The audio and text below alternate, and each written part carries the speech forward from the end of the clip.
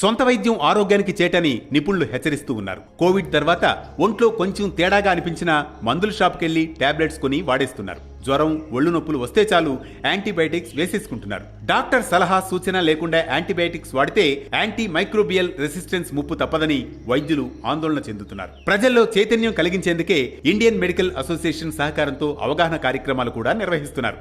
శరీరంలోని హానికారక బ్యాక్టీరియాను చంపడానికి యాంటీబయాటిక్స్ వాడతాం. అవసరం లేకుండా వాటిని వాడడం లేదా డాక్టర్ సూచించిన కోర్సును పూర్తి చేయకుండా మధ్యలోనే ఆపివేయడం కూడా మంచిది కాదు. ఇలా చేస్తే మందుల్ని తట్టుకునే శక్తిని బ్యాక్టీరియా పెంచుకుంటుంది. ఫ్యూచర్లో ఇన్ఫెక్షన్లు సోకినప్పుడు మందులు వాడినా ప్రయోజనం కనిపించదు. ఇన్ఫెక్షన్లను దానంతటా అదే తగ్గించుకునే సామర్థ్యం కూడా శరీరం కోల్పోయే ప్రమాదం ఉంది. యాంటీ మైక్రోబియల్ రెసిస్టెన్స్ ను వరల్డ్ హెల్త్ ఆర్గనైజేషన్ ఇప్పటికే హెల్త్ ఎమర్జెన్సీగా ప్రకటించింది. జలుబు, దగ్గు లాంటి వైరల్ ఇన్ఫెక్షన్లకు యాంటీబయాటిక్స్ పనిచేయవు. కాబట్టి డాక్టర్ సలహా లేకుండా సొంత వైద్యం చేసుకోకూడదు.